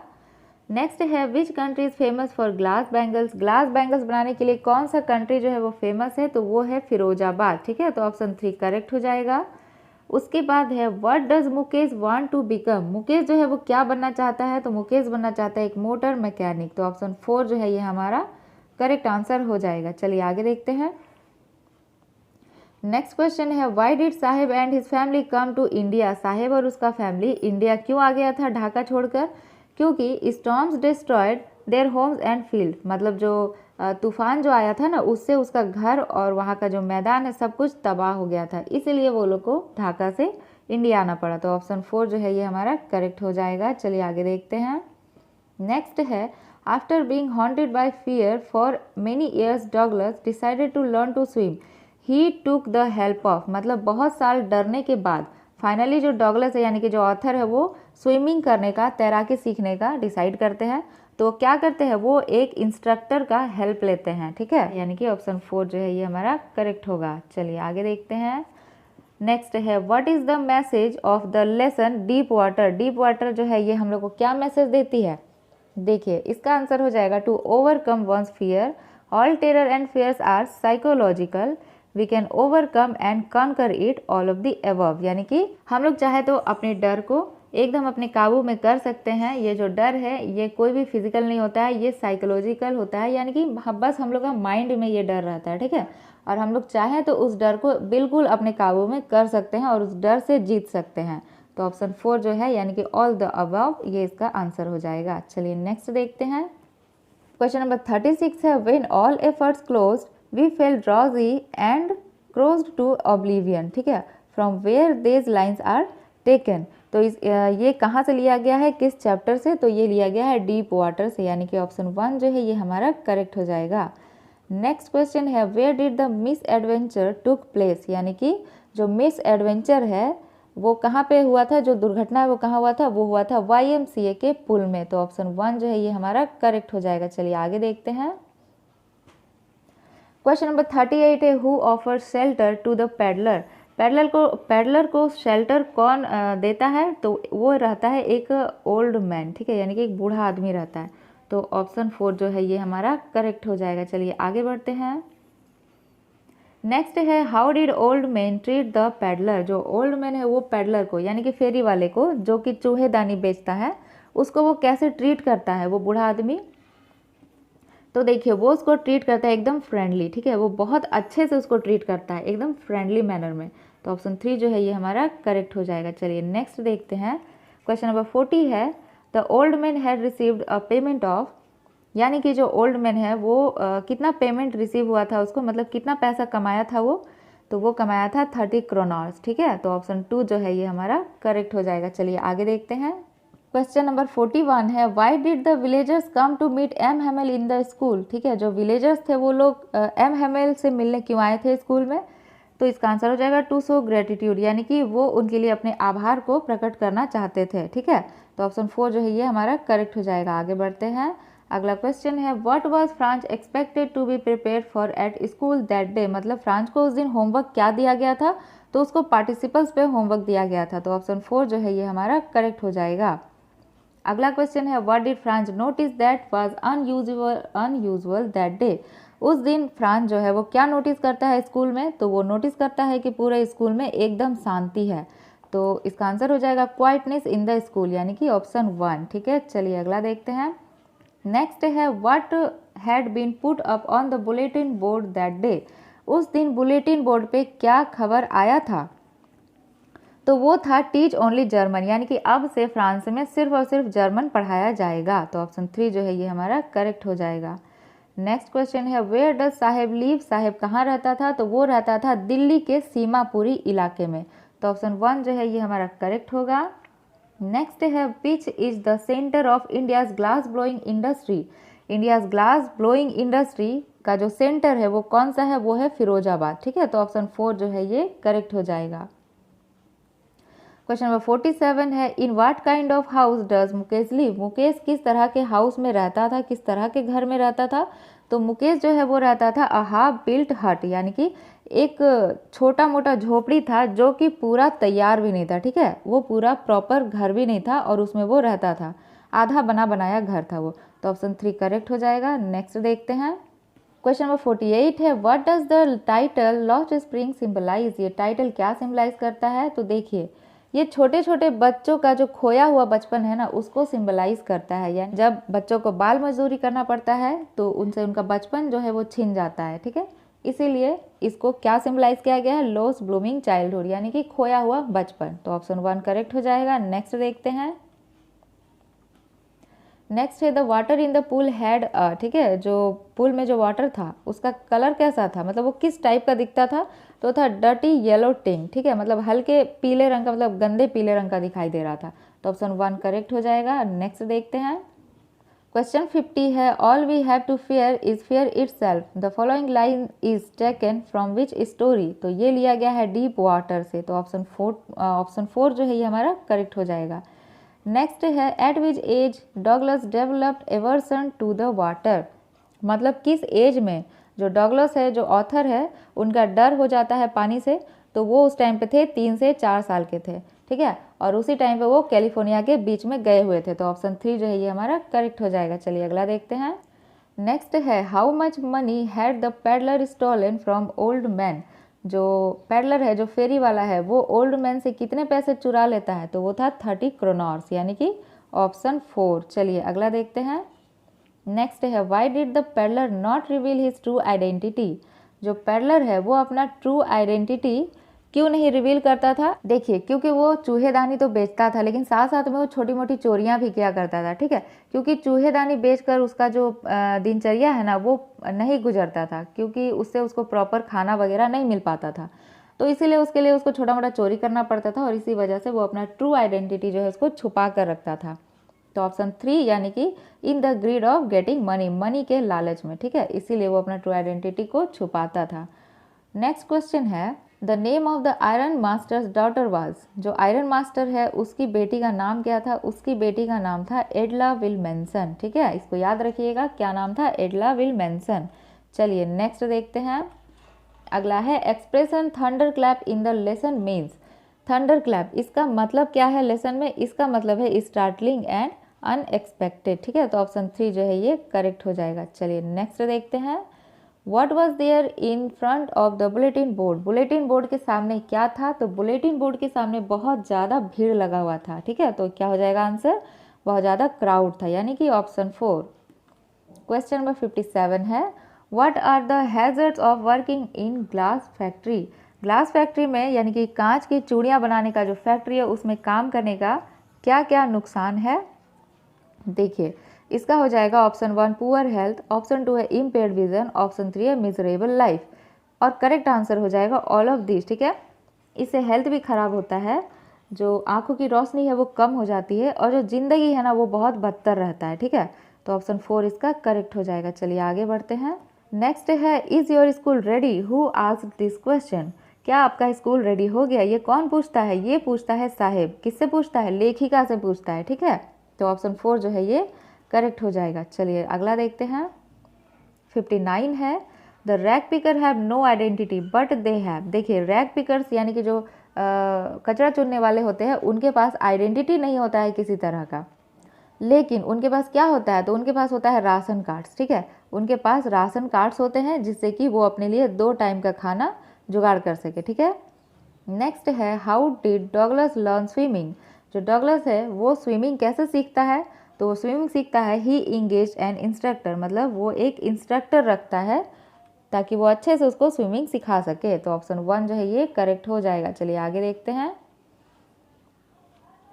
क्वेश्चन नंबर 61 है how did the instructor make Douglas a good swimmer, यानी कि जो इंस्ट्रक्टर है वो डगलस को एक गुड स्विमर कैसे बनाता है, तो with the help of ropes and belts, मतलब वो डगलस के कमर पे रस्सी और बेल्ट बांध देता था और फिर उसके बाद वो उसको पानी में उतरने बोलता था ताकि अगर वो तैरना ना भी कर पाए तो वो डूबे नहीं, ठीक है। तो ऑप्शन 4 जो है ये हमारा करेक्ट हो जाएगा। चलिए आगे देखते हैं। क्वेश्चन 62 है at the end of the experience Douglas felt, ठीक है, मतलब एक्सपीरियंस के एंड में डगलस क्या करता है, तो वो रिलीज्ड जो है वो फील करता है, ठीक है। तो ऑप्शन 2 जो है ये करेक्ट हो जाएगा। चलिए नेक्स्ट देखते हैं। क्वेश्चन नंबर 63 है it is not my fault sir who says, ये मेरी गलती नहीं थी सर, ऐसा किसने कहा, तो ऐसा कहता है पैडलर, ठीक है, फेरी वाला जो है चूहेदानी बेचने वाला वो कहता है। किससे कहता है, तो आयरन मास्टर से कहता है। तो ऑप्शन 2 जो है ये हमारा करेक्ट आंसर हो जाएगा। चलिए आगे देखते हैं। क्वेश्चन नंबर 64 है the red rape peddler spend most of his Christmas evening, मतलब जो रेड रेप पैडलर जो था वो अपना क्रिसमस इवनिंग कैसे बिताता है, तो बस वो सो कर बिताता है, ठीक है, मतलब वो इतने दिनों से खाया पिया नहीं था कि पूरा क्रिसमस में जब उसको अच्छा अच्छा खाना मिलता है तो वो पूरा क्रिसमस सो के बिताता है, ठीक है। तो ऑप्शन 4 जो है ये करेक्ट हो जाएगा। चलिए नेक्स्ट देखते हैं। अगला है what did the iron master feel when he saw the red rape seller after he was well groomed by his wallet, ठीक है, मतलब जब रेड रेप सेलर अच्छे से तैयार होके आता है तो आयरन मास्टर क्या देखता है, तो वो ना उसको देखकर खुश नहीं होता है क्योंकि आयरन मास्टर को लग रहा था पहले कि वो जो है उसका कोई पुराना दोस्त है, लेकिन वो उसका पुराना दोस्त तो होता नहीं है, वो तो एक चूहेदानी बेचने वाला था, तो उसको देखकर आयरन मास्टर खुश नहीं होता है, ठीक है। तो ऑप्शन 1 जो है ये करेक्ट हो जाएगा, नॉट प्लीज्ड, ठीक है। चलिए अगला देखते हैं। क्वेश्चन 66 है what attitude of M Hamel surprise Franz, M Hamel का कौन सा जो एटीट्यूड है, क्या देखकर फ्रांस एकदम सरप्राइज्ड हो जाता है, तो वो था सॉफ्ट एंड काइंड, क्योंकि हम सभी जानते हैं जो एम हेमिल थे ना वो बहुत ज़्यादा मतलब डांटने फटकारने वाले टीचर थे, मतलब बहुत ज़्यादा स्ट्रिक्ट टीचर थे, लेकिन उस दिन उनका जो नेचर है वो बहुत ज़्यादा सॉफ्ट और काइंड था। ये देखकर फ्रांस चौंक जाता है। तो ऑप्शन 1 जो है ये करेक्ट हो जाएगा। चलिए नेक्स्ट देखते हैं। नेक्स्ट है हु वाज एम हेमिल। अब हम लोग जानते हैं एम हेमिल कौन थे, तो हम सभी बहुत अच्छे से जानते हैं कि एम हेमिल जो थे वो एक लैंग्वेज टीचर थे। वो क्या पढ़ाते थे, फ्रेंच पढ़ाते थे। तो ऑप्शन 2 जो है ये हमारा करेक्ट हो जाएगा। चलिए अगला क्वेश्चन देखते हैं। What does the marching of soldiers under the window represent, ठीक है, मतलब खिड़की के नीचे से जब फ्रांस देखता है तो वहाँ पे सोल्जर्स जो है वो मार्च कर रहे थे, तो ये क्या रिप्रेजेंट करता है, तो ये रिप्रेजेंट करता है कि जो फ्रांस है ना ये पर्सिया से हार गया है, ठीक है, और अब फ्रांस पे पर्सिया का राज होगा। तो इसका करेक्ट आंसर हो जाएगा down of Persia in France. तो ऑप्शन 2 जो है ये करेक्ट हो जाएगा। चलिए अगला देखते हैं। क्वेश्चन नंबर 69 है what was M Hamel going to question Franz about, ठीक है, एम हेमिल जो है जो टीचर है फ्रांस के, वो फ्रांस से किस बारे में क्वेश्चन करने वाले थे, तो वो था पार्टिसिपल्स। अब देखिए ये जो पार्टिसिपल्स वाला जो टॉपिक है ना ये इंपॉर्टेंट है, तो आप लोग इस क्वेश्चन को याद रखिएगा कि एम हेमिल जो है फ्रांस को किस में होमवर्क दिए थे, पार्टिसिपल्स में, और उसी से उस दिन वो क्वेश्चन करने वाले थे, ठीक है। तो ऑप्शन 1 करेक्ट हो जाएगा। नेक्स्ट देखते हैं। क्वेश्चन नंबर 70 है what makes the city of Firozabad famous, जो फिरोजाबाद सिटी है उसको क्या फेमस बनाता है, उसको फेमस बनाता है ग्लास बैंगल्स, ठीक है, क्योंकि वहाँ पे बहुत सारा कांच की चूड़ियाँ बनाने का फैक्ट्री है। तो ऑप्शन 2 करेक्ट हो जाएगा। अगला क्वेश्चन देखते हैं। क्वेश्चन नंबर 71 है where has Saheb come from, या फिर Saheb family has come from, यानी कि साहिब और उसका फैमिली जो है वो कहाँ से आया था, या फिर साहिब कहाँ से आया था, तो वो लोग आए थे ढाका से, बांग्लादेश के ढाका से। तो ऑप्शन 1 करेक्ट हो जाएगा। हमारा अगला क्वेश्चन है according to the author what was garbage for the parents, मतलब ऑथर के हिसाब से जो गार्बेज है जो कचरा है वो पेरेंट्स के लिए क्या था, तो वो उनके लिए था सर्वाइवल करने का एक जरिया, यानी कि अपने जीवन यापन का एक जरिया था। तो ऑप्शन 4 करेक्ट हो जाएगा, मीन्स ऑफ सर्वाइवल। चलिए नेक्स्ट देखते हैं। According to author what was garbage for the children. ठीक है, अब यहाँ पे बात किया जा रहा है कि ऑथर के हिसाब से जो कचरा है वो बच्चों के लिए क्या था। तो देखिए, बच्चों के लिए वो किसी अद्भुत चीज़ के जैसा था कि उनको कभी कभी उसमें कोई सिक्का मिल जाता था, कोई पैसा मिल जाता था, कभी कुछ मिल जाता था, तो उनको है ना उसमें कचरा खोजने में मज़ा आता था। ठीक है, तो इसीलिए वो उस काम को बहुत इंटरेस्ट लेकर करते थे। तो ऑप्शन 4 अ वंडर, यानी कि उनके लिए वो कुछ अद्भुत वस्तु के जैसा था। तो ये इसका करेक्ट आंसर हो जाएगा। चलिए नेक्स्ट देखते हैं। क्वेश्चन नंबर 74 है, what was Saheb looking for. Saheb क्या खोज रहा था कचरे में। तो वो खोज रहा था गोल्ड, यानी कि सोना खोज रहा था। ठीक है, तो ऑप्शन 2 करेक्ट हो जाएगा। क्वेश्चन नंबर 75 है, what do you think you can do to me. This words were spoken by Douglas to, यानी कि क्या लगता है तुम मेरा क्या बिगाड़ सकते हो, यानी कि तुम मेरा क्या कर सकते हो। ऐसा डगलस यानी कि जो ऑथर है वो किसको बोल रहे हैं। तो वो बोल रहे हैं अपने टेरर को, यानी कि अपने डर से वो बात कर रहे हैं। ठीक है, तो ऑप्शन 4 जो है ये करेक्ट हो जाएगा। चलिए अगला देखते हैं। क्वेश्चन नंबर 76 है, whenever terror struck again Douglas would start. मतलब जब जो डर है वो दोबारा से जगने लगता है तो वो क्या करते हैं, डगलस क्या करते हैं, वो उससे बात करना स्टार्ट कर देते हैं। मतलब वो अपने डर से बात करना स्टार्ट कर देते हैं। तो ऑप्शन 4 जो है ये करेक्ट हो जाएगा, टॉकिंग टू टेरर। नेक्स्ट देखते हैं। क्वेश्चन नंबर 77 है, Douglas had to repeat exhaling and inhaling exercises. वो मतलब सांस लेना और सांस छोड़ना ये एक्सरसाइज को कितना बार रिपीट करता है। तो पूरे 100 टाइम्स तक। ठीक है, तो ऑप्शन 1 करेक्ट हो जाएगा। चलिए नेक्स्ट देखते हैं। क्वेश्चन नंबर 78 है, who are responsible for the poor condition of bangle makers in Firozabad. Firozabad में जो बैंगल मेकर्स है उनके गरीबी के लिए कौन जिम्मेदार है। देखिए इसका आंसर हो जाएगा, पहला हो जाएगा पेरेंट्स, दूसरा हो जाएगा ब्यूरोक्राट्स, तीसरा हो जाएगा सोसाइटी। ये तीनों ही जिम्मेदार है। ठीक है, क्योंकि जो पेरेंट्स है वो अपने बच्चों को आगे बढ़ने का मौका नहीं देते हैं। दूसरा हो जाएगा ब्यूरोक्राट्स, ठीक है, और तीसरा हो जाएगा सोसाइटी। मतलब वहाँ का जो सोसाइटी है, वहाँ का जो पॉलिटिशियन लोग हैं वो लोग को कभी आगे बढ़ने का मौका नहीं देते हैं। ठीक है, तो ऑप्शन 4 जो है ये हमारा करेक्ट हो जाएगा, ऑल ऑफ दीज। चलिए अगला देखते हैं। क्वेश्चन नंबर 79 है, what efforts can help Mukesh materialise his dream of becoming a car driver. मतलब ऐसा क्या है जो मुकेश को कार ड्राइवर बनने में, मतलब एक मोटर मैकेनिक बनने में उसका हेल्प करेगा। तो उसके लिए उसको क्या क्या करना होगा, उसके लिए उसको हार्ड वर्क करना होगा, उसके लिए उसको गराज में जाना होगा, उसके लिए उसको उसके मालिक का गाइडेंस भी चाहिए। ठीक है, तो करेक्ट आंसर क्या हो जाएगा, ऑल ऑफ दीज, यानी कि ऑप्शन 4। चलिए अगला देखते हैं। क्वेश्चन नंबर 80 है, what does the metaphor rat trap in the lesson signify. यानी कि ये जो चैप्टर है ना, द रैट रैप, ये क्या सिग्निफाई करना चाहता है। तो ये सिग्निफाई करता है ह्यूमन ग्रीड एंड डिस्ट्रैक्शंस को, यानी कि मनुष्य के लालच को। ठीक है, सिग्निफाई करता है। तो ऑप्शन 4 जो है ये हमारा करेक्ट आंसर हो जाएगा। तो हमारा सबसे पहला क्वेश्चन है, who is the author of Indigo. Indigo के ऑथर का नाम है तो हम सभी अच्छे से जानते हैं, क्या नाम है, लुइस फिशर। ठीक है, तो ऑप्शन ए जो है ये हमारा करेक्ट आंसर हो जाएगा। नेक्स्ट क्वेश्चन देखते हैं। क्वेश्चन 2 है, when did Gandhi ji went to Lucknow. Gandhi ji Lucknow कब गए थे। तो वो लखनऊ गए थे 1916 में। ठीक है, दिसंबर 1916 में। तो करेक्ट आंसर हो जाएगा ऑप्शन ए। आगे बढ़ते हैं। क्वेश्चन 3 है, whom did Gandhi ji met in Lucknow. Gandhi ji Lucknow में किससे मिले थे। तो वो मिले थे राजकुमार शुक्ला जी से। ठीक है, तो ऑप्शन ए जो है ये हमारा करेक्ट आंसर हो जाएगा। आगे बढ़ते हैं। क्वेश्चन 4 है, who were the victims of the injustice of the landlord system in Champaran. यानी कि वहाँ के चीप ब्लडी ब्रिटिशर्स लोग जो चंपारण पे जो अत्याचार कर रहे थे, तो वहाँ के विक्टिम्स कौन थे, मतलब किन पे वो अत्याचार हो रहा था। तो वो और कोई नहीं, गरीब किसान लोग थे। ठीक है, तो आंसर हो जाएगा पीजेंट शेयर क्रॉपर्स, यानी कि ऑप्शन डी। ठीक है, चलिए आगे बढ़ते हैं।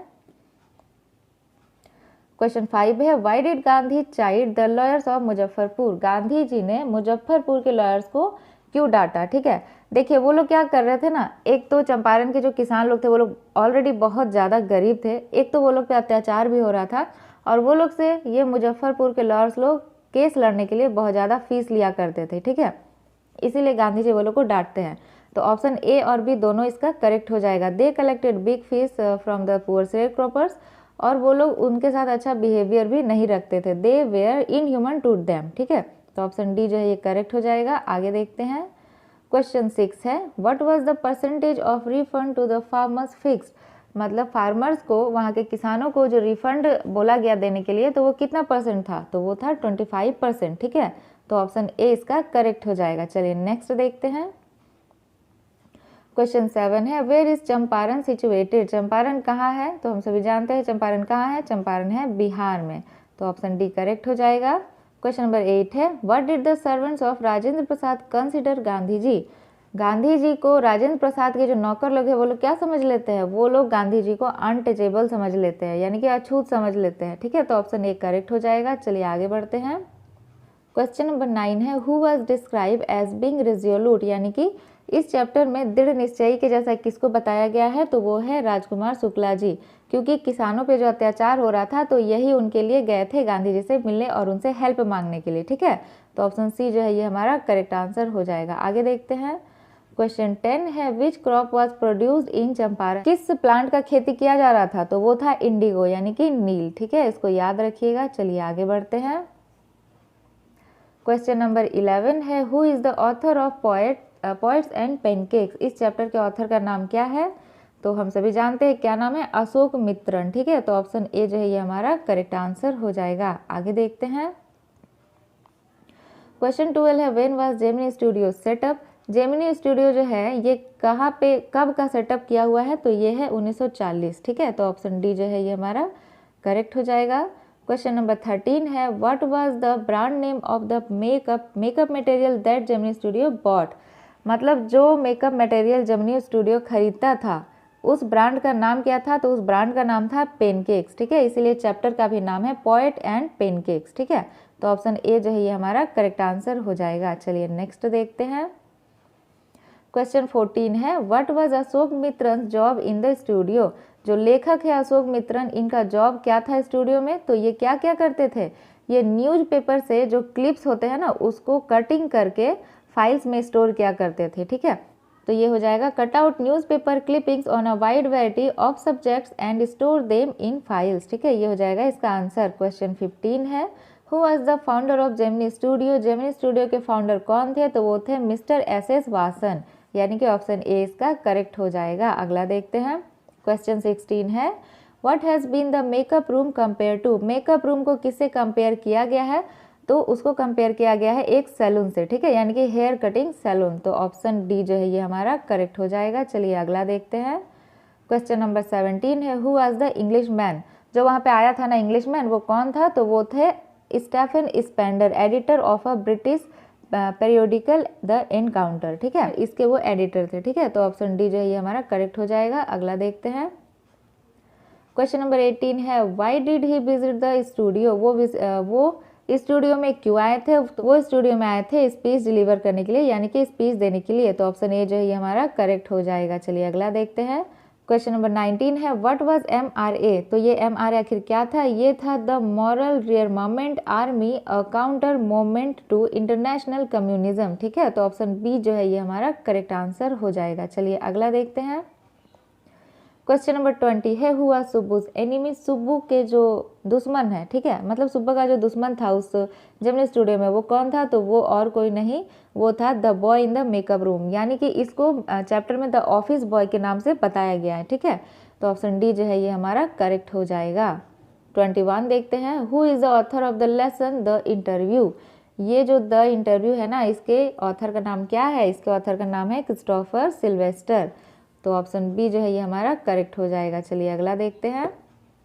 क्वेश्चन नंबर 22 है what does VS Naipaul feel about interviews, interview के बारे में VS नायपॉल का क्या अपना मतलब क्या उनका जो फील है वो क्या है, तो उनके हिसाब से वो वुंडेड है, ठीक है। तो ऑप्शन सी जो है ये करेक्ट हो जाएगा। चलिए नेक्स्ट देखते हैं। नेक्स्ट है what does Naipaul present in his travel books, ठीक है। तो इसका आंसर हो जाएगा impression of the country of his ancestors that is India, यानी कि ऑप्शन सी जो है ये हमारा करेक्ट आंसर होगा। चलिए नेक्स्ट देखते हैं। क्वेश्चन 24 है the excerpt the interview has been taking from which book, ठीक है, ये किस बुक से लिया गया है द इंटरव्यू, तो इसको लिया गया है, एक मिनट, इसको लिया गया है Christopher's introduction to the Penguin Book of Interview से, ठीक है। तो ऑप्शन ए जो है ये हमारा करेक्ट आंसर हो जाएगा। चलिए अगला देखते हैं। क्वेश्चन नंबर 25 है, what did he present in this book, वो इस बुक में क्या प्रेजेंट करते हैं, तो वो प्रेजेंट करते हैं varied opinion of celebrities regarding an interview, मतलब इंटरव्यू के लिए जो अलग अलग सेलिब्रिटीज का जो अपना अपना ओपिनियन है उसको प्रेजेंट करते हैं, ठीक है। चलिए नेक्स्ट क्वेश्चन है, according to an old saying what happens when perceptions are made about a person, ठीक है। मतलब किसी व्यक्ति के बारे में, किसी पर्सन के बारे में अगर कोई धारणा बना ली जाती है तो फिर क्या होता है, तब क्या होता है, the original identity of his soul is lost, यानी कि उसका जो उसके सोल का जो ओरिजिनल आइडेंटिटी है वो लॉस्ट हो जाता है, ठीक है। तो ऑप्शन डी जो है ये हमारा करेक्ट हो जाएगा। चलिए अगला देखते हैं। क्वेश्चन नंबर 27 है, how does Umberto Eco find so much time to write so much, मतलब अम्बर्टो इको जो है वो लिखने के लिए बहुत ज़्यादा टाइम कैसे निकालते हैं, तो क्या करते हैं, देखिए यूजिंग एम्प्टी स्पेसेस यानी कि free times like waiting for someone break time. देखिए जैसे कि अगर कहीं पे वो किसी का वेट कर रहे हैं या फिर कुछ वेटिंग के लिए टाइम मिल गया, कोई ब्रेक टाइम मिल गया, तो उस टाइम पे वो लिखने के लिए अपना टाइम निकालते हैं, ठीक है। तो ऑप्शन डी जो है ये हमारा करेक्ट आंसर हो जाएगा। चलिए नेक्स्ट देखते हैं। क्वेश्चन 28 है, what was distinctive about echoes academic writing style, ठीक है। तो इसका आंसर हो जाएगा his realistic narrative style with trial and errors, यानी कि ऑप्शन ए जो है ये करेक्ट हो जाएगा। चलिए अगला देखते हैं।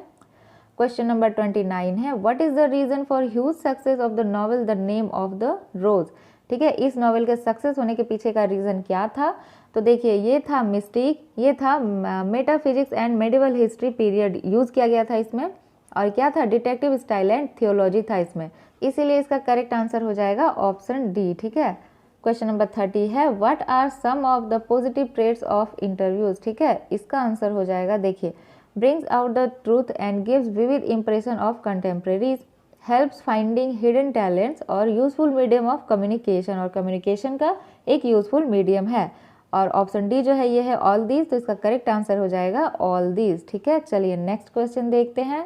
क्वेश्चन 31 है, हु इज ए बार्टन, तो देखिए इसका करेक्ट आंसर तीनों ही हो जाएगा, ठीक है। Modern writer, author of going places, lives in Zurich and writes in English, ठीक है। तो ऑप्शन डी जो है ये हमारा करेक्ट हो जाएगा। चलिए अगला देखते हैं।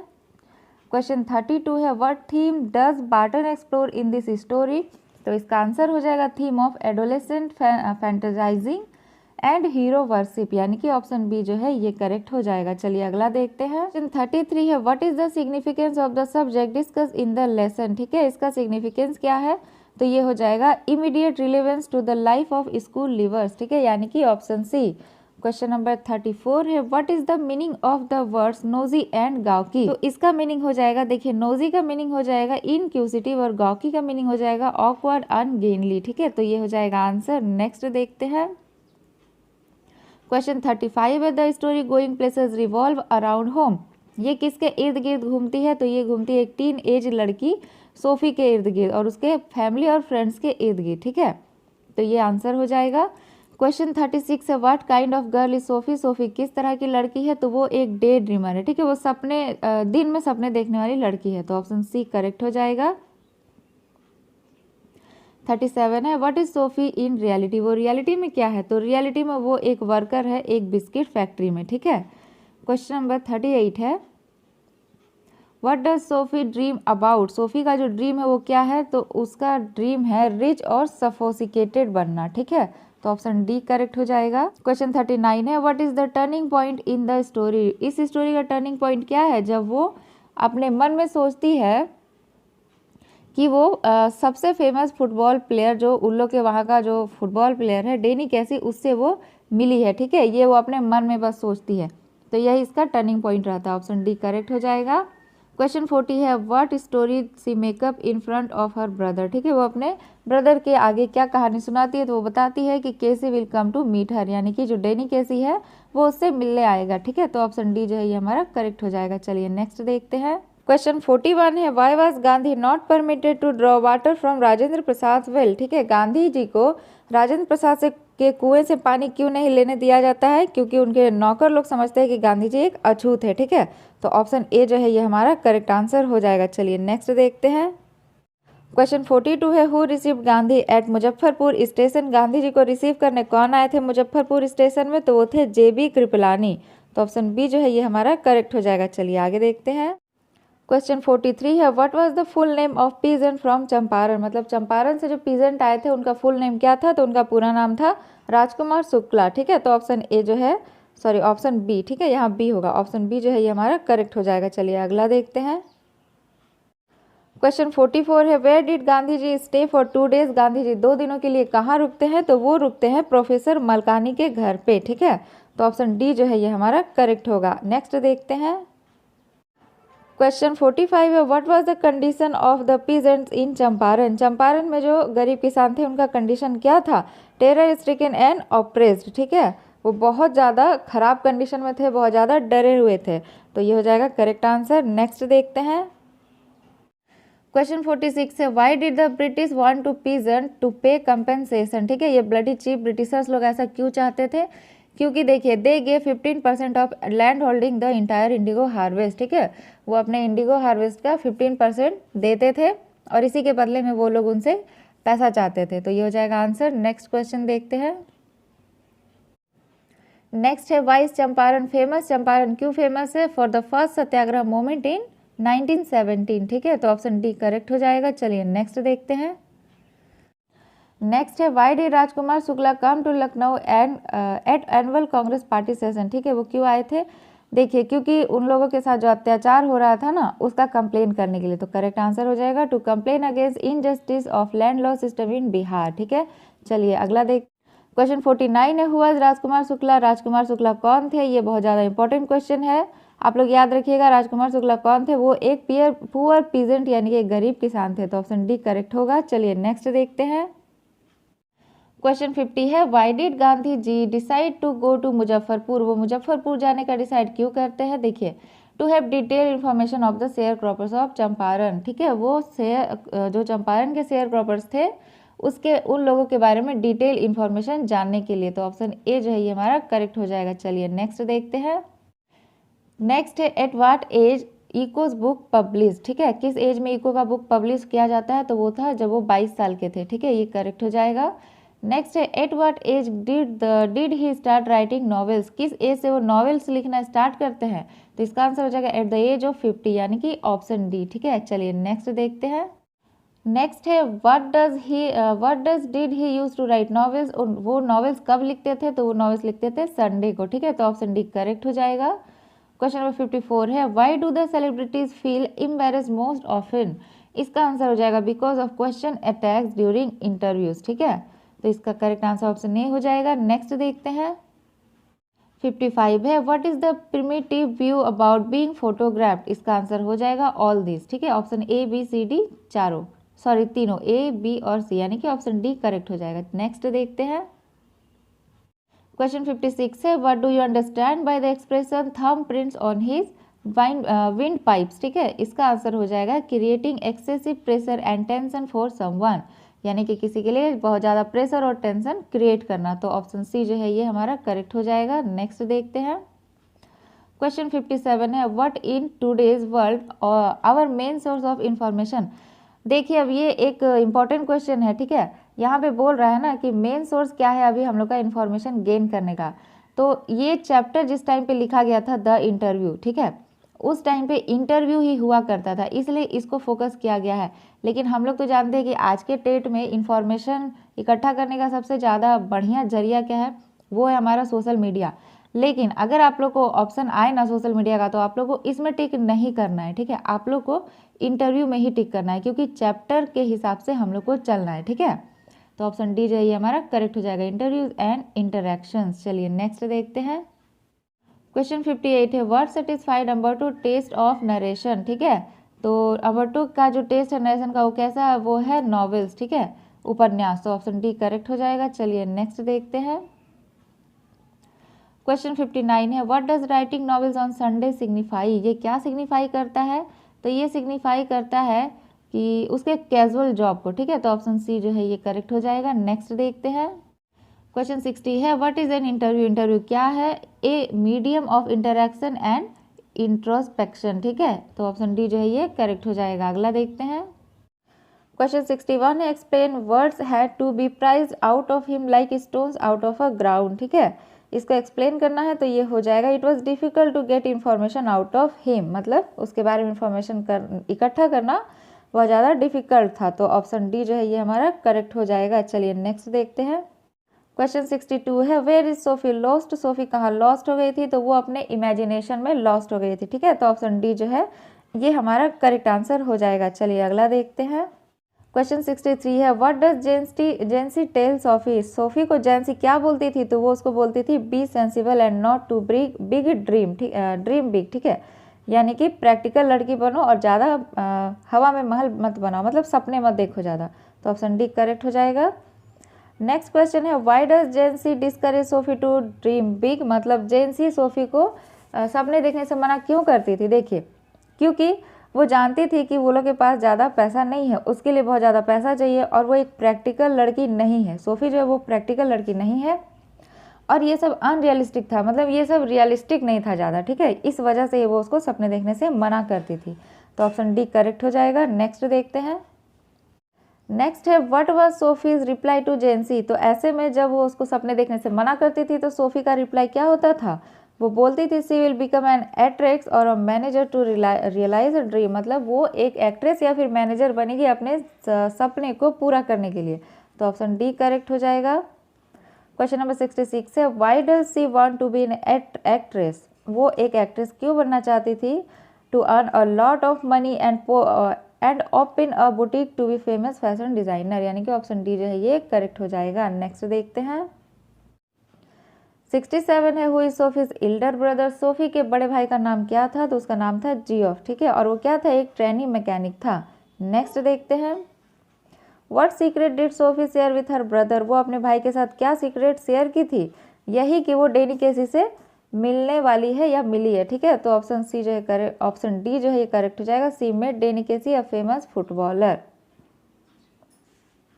क्वेश्चन 69 है, when does Sophie and her family go to watch the football match. वो और उसका फैमिली कब जाते थे फुटबॉल मैच देखने के लिए, तो सैटरडे को। ठीक है, तो ऑप्शन डी जो है ये हमारा करेक्ट हो जाएगा। क्वेश्चन नंबर 70 है, why did their favourite team win the match.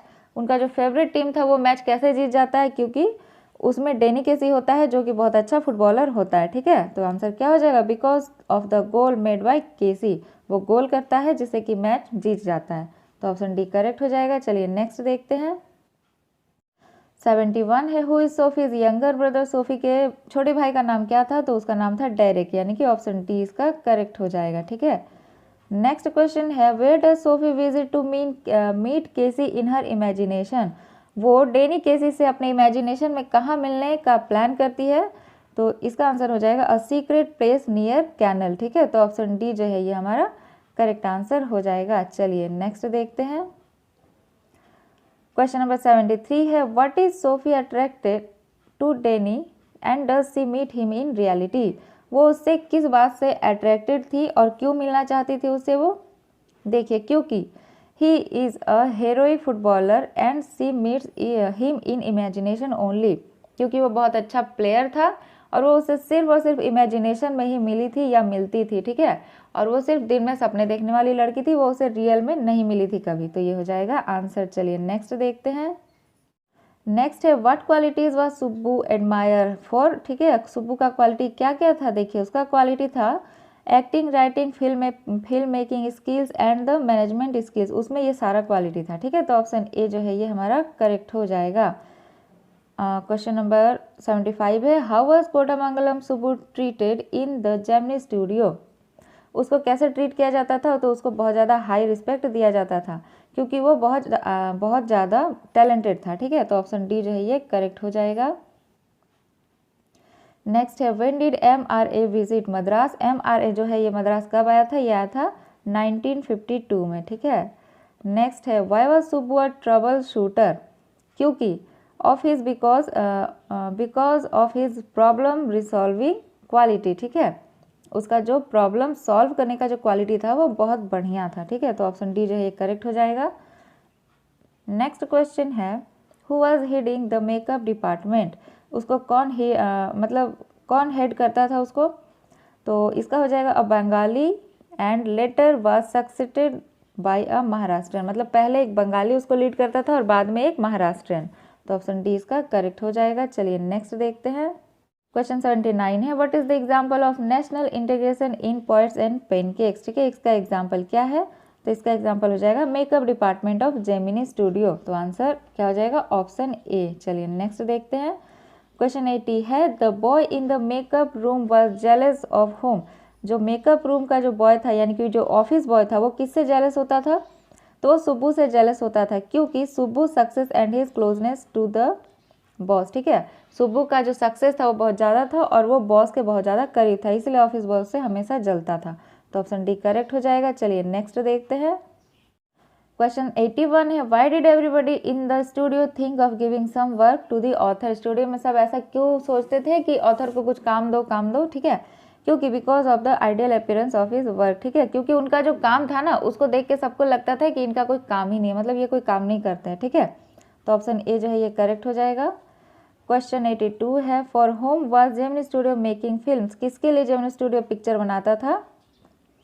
तो था for simple Tamilians who have no interest in English poetry, मतलब सिंपल तमिलियंस के लिए फिल्म बनाता था जिन लोगों को इंग्लिश पोइट्री या इंग्लिश पिक्चर में कोई इंटरेस्ट नहीं था। ठीक है, नेक्स्ट है, what does the expression fiery misery mean. इसका मतलब क्या है? इसका मतलब है discomfort to the actors in the makeup room. ठीक है, तो इसका करेक्ट आंसर हो जाएगा ऑप्शन डी। ठीक है, ऑप्शन डी हो जाएगा। चलिए नेक्स्ट देखते हैं। How many people were there in MRA group. इस ग्रुप में कितने मेंबर्स थे, कितने पीपल थे?